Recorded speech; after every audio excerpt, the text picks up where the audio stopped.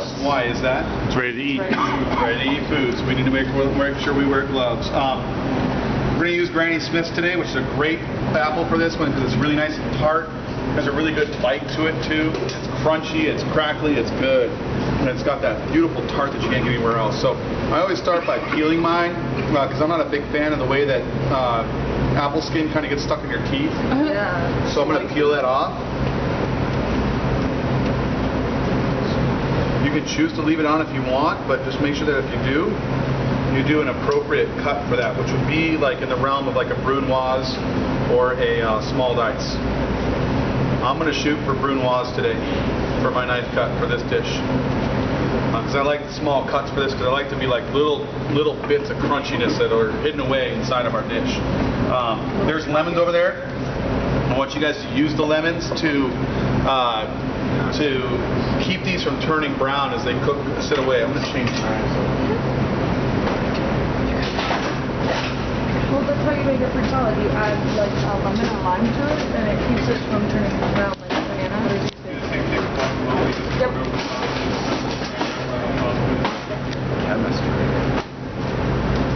Okay. A couple ways you can go about this. And it all comes down to personal preference, and my preference is to get the core out. But the way I do it is I usually square it. So cut, cut, cut, cut. And then you remove your core. From there, I'm going to do my knife cuts. I'm going to go ahead and slice, slice, slice. Okay. Then come back.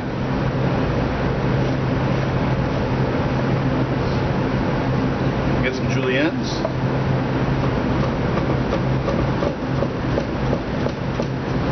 Make it look so easy. Yeah. You know what it is? Here's the difference between me and you guys. You comfort. Here we go. No, you're not listening then. Comfort. I'm more comfortable with it because I've been doing it for a lot longer. Yeah. And the more you get comfortable, the more relaxed you become with this cut, and the more relaxed you become with the knife. I just focus like, oh, I hope I'm doing this right. You're focusing on, yeah. See, I would rather. In fact, when I had line cooks who were nitpicking their knife cuts, yes, I want them to be somewhat exact. Yes, I want them to put a lot of effort into it. But what I don't want them to do is worry so much about the knife cut that they're doing that they're sacrificing their time. Okay? You know, I'd rather you get it really close, ballparkish, which is what a lot of you guys did the other day with your knife quiz, ballpark, then perfect. But that really comes down to the chef you're working with. It also comes down to the level of restaurant you're working for. There's so many different parameters that fall into play when you work in that kind of regard. It's whatever your chef possesses and what they want them to do. To me, I want you to be, if there's one thing I'd like you guys to do when you leave this classroom is to be comfortable with your knife in your hand. Okay? And if you can be somewhat close to an exact cut, then that's awesome. But comfort with a knife, because it's what you guys are going to do, is more important than anything else. Okay? And if I wasn't wearing these stupid plastic gloves, it'd be done a lot faster. Because the larges are too small, but the extra larges are just a little bit too big, so they kind of they don't fit right. Yeah. So they mess with my cuts. My fingertip gets cut underneath, and then I have plastic in my food, which I don't prefer. Okay, so now I got a nice selection of acidulated green apples. Chef, so you put the citrus, the lemon in that water? Yes. Prior? Okay. Yeah, and the only reason I'm pouring it out of this cup is because you can see I have seeds, and I don't want those seeds to be inside my food, so I'm getting rid of them. Let's see. It's not going to cooperate. Get them. Want a spoon? Pull it to the edge. I'm okay. This one's going to be for Julianne, so I'm not really worried about it. So I'm going to do a little garniture too. So I'm going to do some julienne cuts on these. If I wanted to too, I can do a fan system on that too, so you can fan it out for garnishment if you want to do that kind of thing too. So there's some options for you guys for your knife cuts if you want to do them. Chef's snack.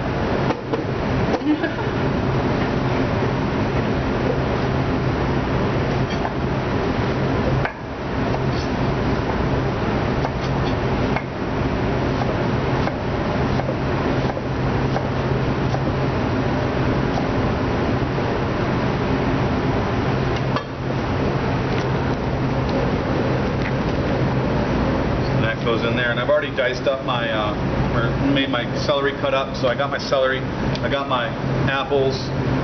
Now it's a matter of cutting my onion, or not my onions, my chicken. And then after the chicken, it's a matter of cutting up the, I want to chiffonade my parsley to make it nice and thin. So the chicken, just grab one. I'm going to grab a small piece. I don't need a lot. You guys are going to be working with them too, so I don't want to steal everything.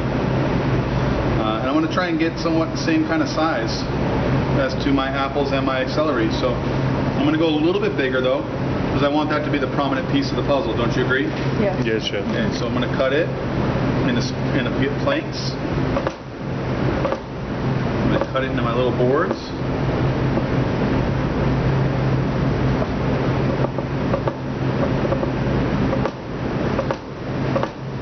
Cut it into small pieces. Store it. It's definitely time for me to get a sharpened knife.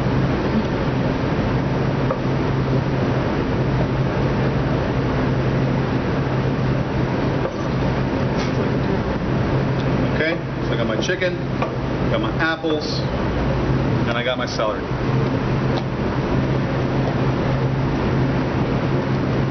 Parsley, roll it up, slice it thin, ship it on.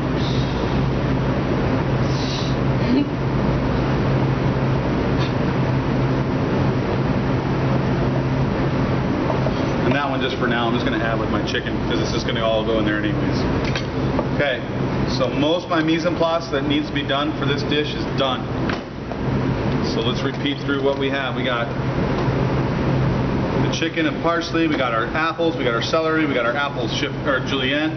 Next bit is going to be our lettuce. So I'm going to pluck off the outer leaves because they're soft and not very nice looking. I'm going to get rid of those. Change my gloves because I got a hole in it.